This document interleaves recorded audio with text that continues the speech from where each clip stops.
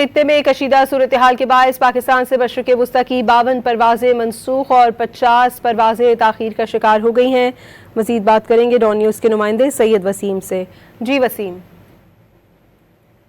جی بالکل، مشرق وسطی کی کشیدہ صورتحال کے سبب 52 پروازیں آج بھی منسوخ ہوئی ہیں اور 50 میں تاخیر کا سامنا ہے۔ کراچی، لاہور، اسلام آباد، پشاور کی 11 پروازیں منسوخ ہوئی ہیں۔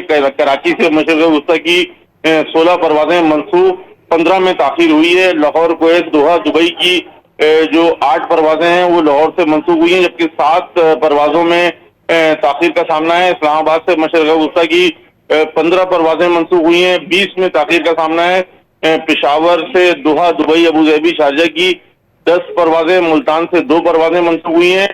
جنگ کو 1 ماہ مکمل ہو چکا ہے۔ پاکستان مشرق وسطی کی منسوخ شدہ پروازوں کی تعداد 2600 سے تجاوز کر سکی ہے۔ اسی کے ساتھ ساتھ جو انتظامی وجوہات کی بنا پر لینڈنگ نہ ملنے کے سبب اسلام آباد سے ابوظہبی کی پرواز بھی واپس بھیجی گئی تھی۔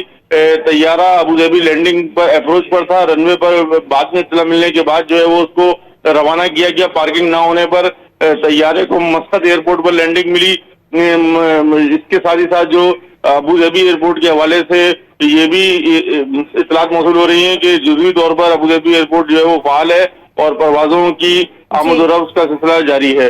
بہت شکریہ سید وسیم آپ کا۔